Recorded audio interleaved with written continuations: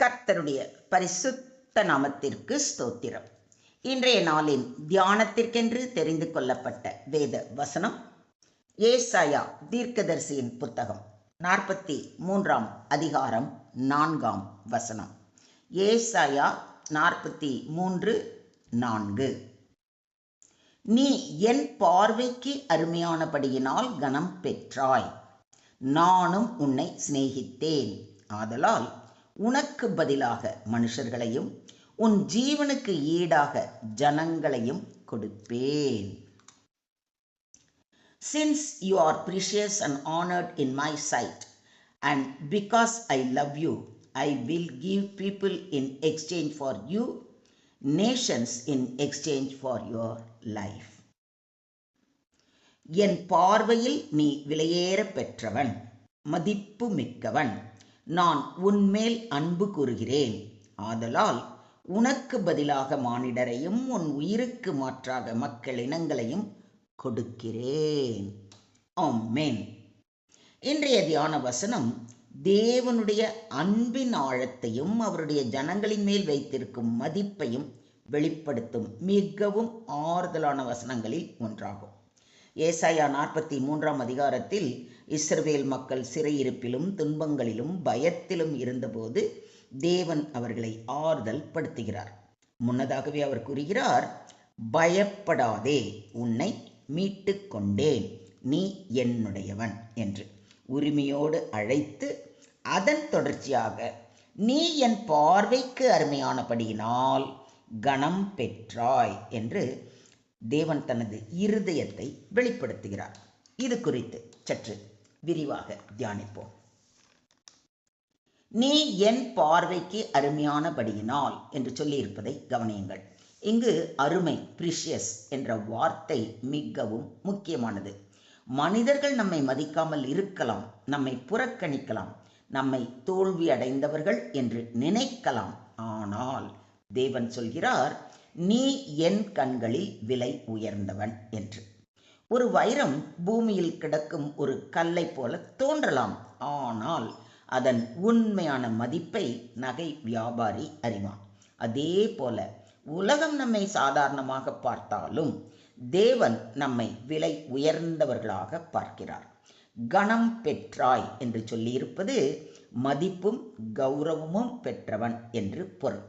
தேவன் தமது பிள்ளைகளை அவமானப்படுத்துவது இல்லை.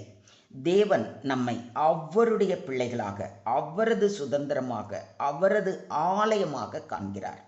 உலகம் நம்மை நிராகரித்தாலும் தேவன் நம்மை கௌரவிக்கிறார். நானும் உன்னை சிநேகித்தேன் என்று சொல்லியிருப்பது தேவ அன்பின் உச்ச அறிவிப்பு. தேவன், நீ என்னை நேசித்ததால் அல்ல, நான் முதலில் உன்னை நேசித்தேன் என்று கூறுகிறார். இந்த அன்பு நிபந்தனை அற்றது, மாறாதது, நித்தியமானது. உனக்கு பதிலாக மனுஷர்களை கொடுப்பேன் என்று சொல்லியிருப்பதை கவனியுங்கள். இது இஸ்ரவேலுக்கு கொடுக்கப்பட்ட ஒரு விசேஷ வாக்குறுதி. அவர்களை பாதுகாப்பதற்காக தேவன் பல ஜாதிகளின் அதிகாரத்தையே மாற்றினார்.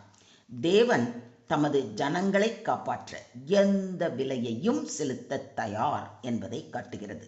இதன் உச்ச நிறைவேற்றம் தம்முடைய ஒரே பேரான குமாரனையே நமக்காக, நம்மை ரட்சிப்பதற்காக, பாவத்திலிருந்து நம்மை மீட்பதற்காக சிலுவையில் நமக்காக ஒப்பு கொடுத்தது.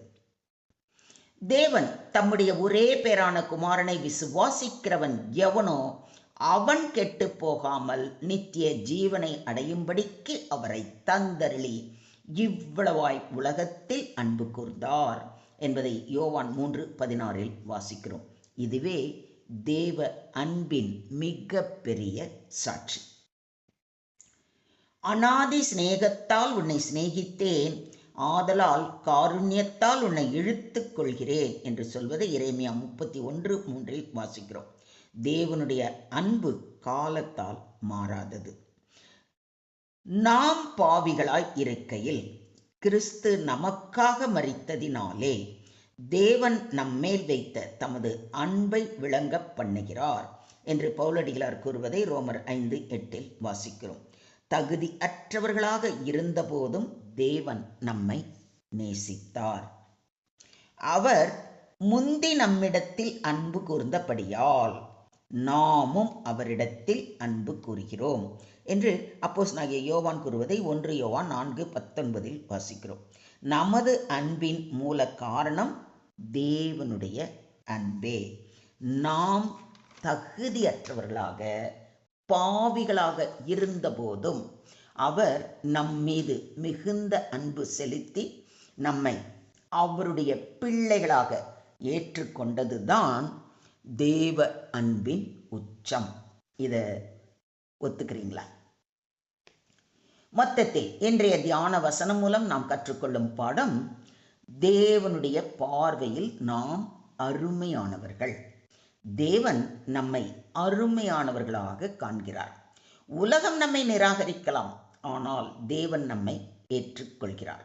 நாம் அவர் பார்வையில் விலையேற பெற்றவர்கள். நாம் அவருடைய பிள்ளைகள், அவருடைய சுதந்திரம், அவருடைய ஆலயம். தேவன் நம்மை நேசிப்பது நிபந்தனையற்ற அன்பு, மாறாத அன்பு, நித்திய அன்பு. தேவன் நம்மை காப்பாற்ற, ரட்சிக்க மிக பெரிய விலையை கொடுத்தார். இஸ்ரவேலுக்காக ஜாதிகளை மாற்றினார், நமக்காக இயேசுவை கொடுத்தார். எனவே நாம் பயப்பட தேவை இல்லை. நாம் தனியாக இல்லை. நாம் மதிப்பற்றவர்கள் இல்லை. நாம் தேவனுடைய அன்புக்குரியவர்கள். எனவே தாழ்வு மனப்பான்மையை விட்டுவிடுங்கள். தேவன் உங்களை நேசிக்கிறார் என்பதை நினைவில் கொள்ளுங்கள். பிறரை இகழாமல் தேவன் பார்ப்பது போல மற்றவர்களை மதிக்க கற்றுக்கொள்ளுங்கள்.